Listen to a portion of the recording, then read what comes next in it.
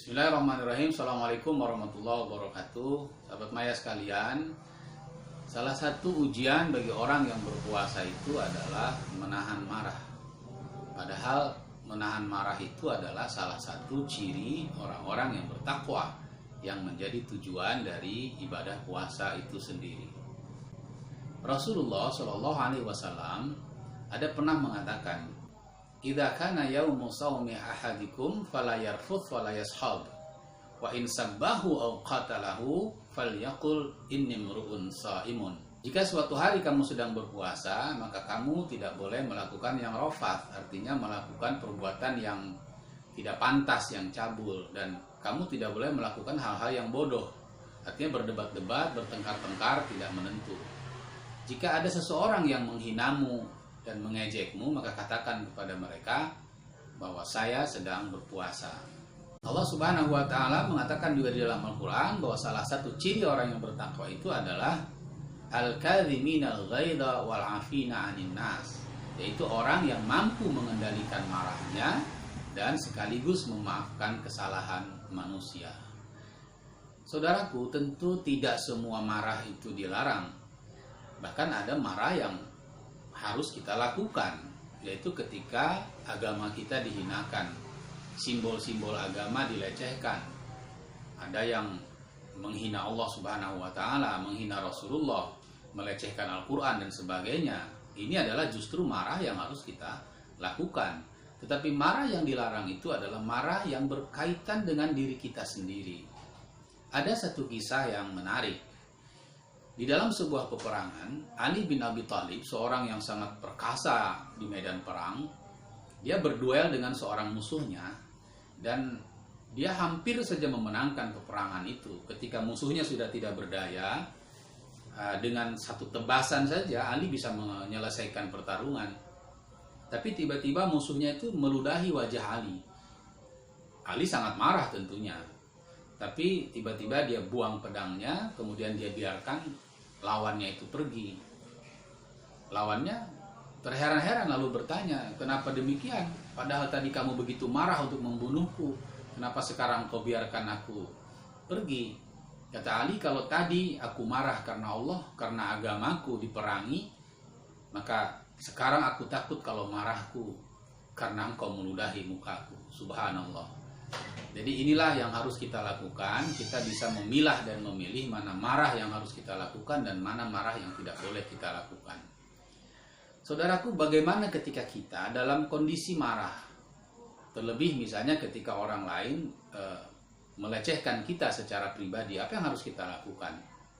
Yang pertama, sebagaimana tuntutan agama kita, Rasulullah mengatakan ketika kita marah, kita bertauz kepada Allah, meminta perlindungan dari Allah Subhanahu wa Ta'ala dari godaan setan, karena innal ghadabu minasyaitan, marah itu sesungguhnya dari setan. Maka kita mengatakan a'udzubillahi minasyaitonir rajim, aku berlindung kepada Allah dari godaan setan yang terkutuk.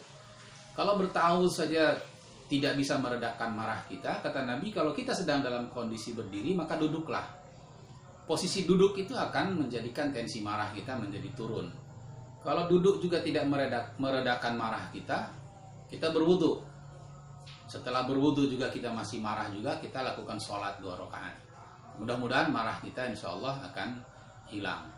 Kemudian yang kedua, ketika kita mengalami perasaan marah, maka kita harus berdamai dengan diri kita sendiri. Apa yang dimaksud dengan berdamai dengan diri kita? Yang pertama adalah menumbuhkan pemahaman bahwa apalah diri kita dibanding agama ini. Yang harus kita lakukan itu marah jika agama kita dilecehkan. Kalau hanya orang melecehkan diri kita, maka tak pantas kita marah karena betapa kecilnya nilai diri kita dibanding agama yang mulia ini. Kemudian yang berikutnya, yang saya katakan berdamai dengan diri kita itu, kita harus berbaik sangka kepada Allah Subhanahu wa Ta'ala. Ketika orang melecehkan kita, ketika orang membuat kita sakit hati dan terhina, jangan-jangan Allah sedang mengurangi dosa-dosa kita. Allah sedang memaafkan kesalahan kita dengan apa yang kita alami itu. Maka kita terima itu dengan senang hati dan kita maafkan orang lain yang melecehkan kita. Konsep memaafkan orang lain di dalam Al-Quran itu wa'fu wasfahu, maafkan lalu lupakan. Ini tidak lepas dari pemahaman tadi bahwa kita berbaik sangka kepada Allah, jangan-jangan kita mendapat perlakuan tidak baik ini karena Allah sedang memaafkan kita. Nah, kemudian yang ketiga adalah hilangkan dendam dalam hati kita, karena sesungguhnya dendam itu hanya akan membuat kita sakit. Kenapa? Karena dendam itu menumbuhkan energi negatif dalam darah kita, sehingga semua penyakit akan datang kepada diri kita. Tapi kalau kita menghilangkan dendam, memaafkan orang lain, berbesar hati terhadap keburukan orang lain kepada kita, insya Allah yang kita tumbuhkan adalah energi-energi positif di dalam darah kita, di dalam tubuh kita, sehingga kita akan merasakan lebih nyaman, lebih sehat di dalam kehidupan kita. Mudah-mudahan kita menjadi orang yang pandai mengendalikan amarah kita, karena kata Rasulullah SAW, orang yang perkasa itu bukan orang yang kuat bertarung, tetapi orang yang pandai mengendalikan dirinya ketika dia marah. Laisa syadidu bisur'ah, innama syadidu alladhi yamliku nafsahu indal ghadab. Begitu kata Rasulullah SAW. Mudah-mudahan bermanfaat dan kita bisa menjadi orang yang bertakwa dalam arti mengendalikan amarah kita dan memaafkan orang lain. Assalamualaikum warahmatullahi wabarakatuh.